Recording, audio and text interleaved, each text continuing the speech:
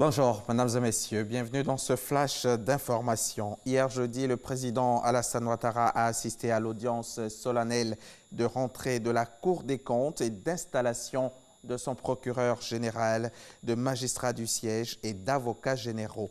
C'était aussi l'occasion de faire le point des dossiers traités par l'institution. Rendez-vous à 13 h pour le compte-rendu d'Awa Touré. Il y a 5 ans, un projet pour le renforcement de la surveillance du VIH-Sida et l'évaluation du programme de lutte contre le VIH en Côte d'Ivoire avait été mis sur pied par le gouvernement ivoirien, le PEPFAR et une ONG américaine. Résultat, 80% des objectifs sont aujourd'hui atteints. Les acquis du projet ont été présentés ce mercredi, ici à Abidjan, en présence de nos reporters. Les détails tout à l'heure dans le 13 h. D'ici là, venons-en au nouveau code de procédure pénale. Qu'est-ce que c'est? Il a été expliqué récemment aux procureurs et aux acteurs du secteur judiciaire à l'initiative de l'OIDH, l'Observatoire ivoirien des droits de l'homme. Et c'est agi pour les participants de s'imprégner des innovations contenues dans cette nouvelle loi. Le reportage de Michel Digré. 40 magistrats choisis parmi les membres des parquets et les juges d'instruction passent en revue les innovations contenues dans le nouveau code de procédure pénale entré en vigueur le 13 mars dernier. Cette loi introduit de nouvelles notions, juridiction et procédure. Il s'agit pour vous de voir à travers ces nouvelles dispositions quels sont les mécanismes, quelles sont les nouvelles habitudes de travail qu'il faut adopter.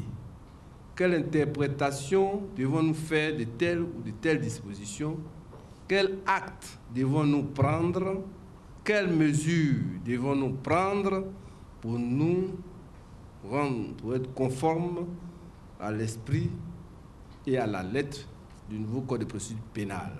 L'initiative de cette formation est de l'Observatoire ivoirien des droits de l'homme. Le droit, c'est une construction permanente. Et donc le combat pour les droits de l'homme ne consiste pas toujours à critiquer, mais à donner de l'aide, à appuyer pour l'amélioration, n'est-ce pas, du service public de justice.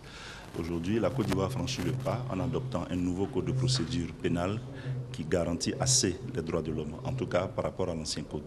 Donc notre devoir en tant que société civile, en tant qu'acteur des droits de l'homme, était de permettre, après la formation des acteurs de la société civile, que les dépositaires même de la loi, donc les gardiens du temple, les magistrats, puissent recevoir la formation appropriée sur le nouveau code de procédure pénale. Modifié plusieurs fois pour prendre en compte l'évolution de l'environnement juridique et social, le gouvernement, dans le cadre de la réforme juridictionnelle, a procédé à la révision complète du code de procédure pénale en vue de le conformer aux engagements internationaux de la Côte d'Ivoire. La brigade territoriale de gendarmerie de Barani, située au Burkina Faso, dans la province de la Kossi, a été la cible d'une attaque terroriste menée par un groupe armé non identifié hier jeudi aux environs de 5 h du matin. 4 gendarmes burkinabés ont été tués lors de cette attaque contre la gendarmerie de Barani, frontalière du Mali, zone très instable où les attaques djihadistes sont récurrentes. L'on note également d'importants dégâts matériels, dont un véhicule incendié. En Algérie, une nouvelle journée de manifestation est prévue aujourd'hui dans tout le pays. Cette semaine encore, l'enjeu est important puisque le chef d'état-major a demandé à ce que le Conseil constitutionnel applique l'article 102 et déclare le président inapte à exercer ses fonctions. Une demande pour l'instant qui n'a pas été suivie d'annonce.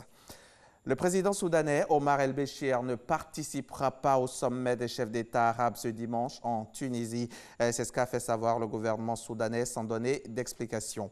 La délégation de Khartoum au 30e sommet de la Ligue arabe sera conduite par le premier vice-président du pays. Et cette annonce intervient après l'appel d'une organisation des droits de l'homme demandant aux autorités tunisiennes d'interpeller El-Béchir s'il mettait les pieds sur leur territoire. Et puis nous allons terminer ce flash défiant les pronostics toujours plus pessimistes. Le gouvernement britannique a décidé de présenter ce vendredi 29 mars aux députés son accord de Brexit négocié avec Bruxelles après avoir obtenu jeudi le feu vert du président de la Chambre des communes pour l'organisation de ce vote. Pour contourner l'obstacle, le gouvernement a décidé de ne soumettre au vote qu'une partie de l'accord, le traité de retrait, et d'en exclure la déclaration politique sur la future relation avec l'Union européenne. C'est la fin de ce flash. Merci de l'avoir suivi. Je vous retrouve tout à l'heure pour le 13h.